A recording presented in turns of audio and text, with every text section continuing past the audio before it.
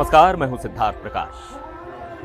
सियासत में वादे और कस्में तो आपने बहुत सुनी होंगी, लेकिन क्या आपने कभी सुना है कि चुनाव का टिकट पाने के लिए किसी को खुदा या ईश्वर की कसम खानी पड़े? असदुद्दीन ओवैसी की पार्टी AIMIM ने 2025 विधानसभा चुनाव के लिए अपने उम्मीदवारों के सामने एक ऐसी शर्त रख दी है जो इस वक्त पूरे देश में चर्चा का विषय बनी हुई है।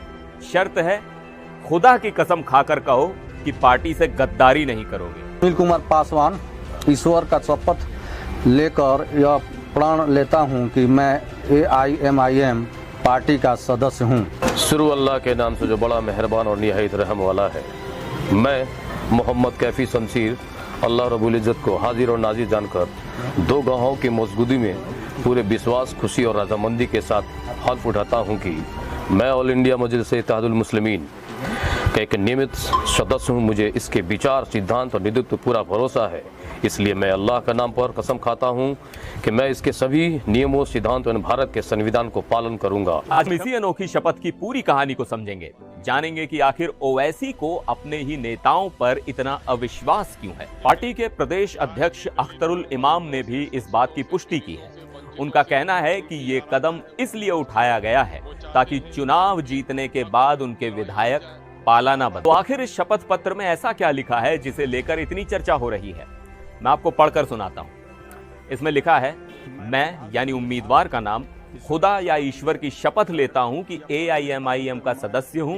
मैंने आगामी विधानसभा चुनाव के लिए पार्टी का प्रत्याशी बनने का दावा प्रस्तुत किया है।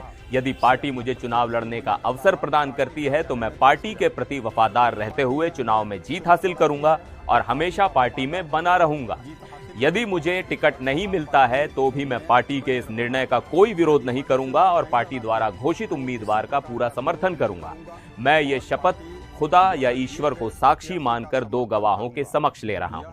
ये तस्वीरें उसी शपथ ग्रहण की हैं जहां टिकट के दावेदार पार्टी के प्रति अपनी वफादारी साबित करने के लिए कस्में खा रहे हैं। दरअसल 2020 में ओवैसी की पार्टी ने सबको चौंकाते हुए मुस्लिम बहुल सीमांचल इलाके में 5 सीटें जीती थी।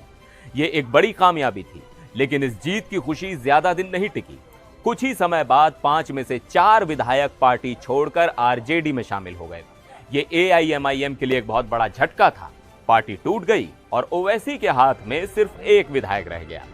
इसी धोखे और बगावत का दर्द ओवैसी भूले नहीं है। वो इतिहास को दोहराना नहीं चाहते, इसीलिए इस बार दूध का जला छाछ भी फूंक फूंक कर पी रहा है। ये शपथ उसी डर का नतीजा है। अब ओवैसी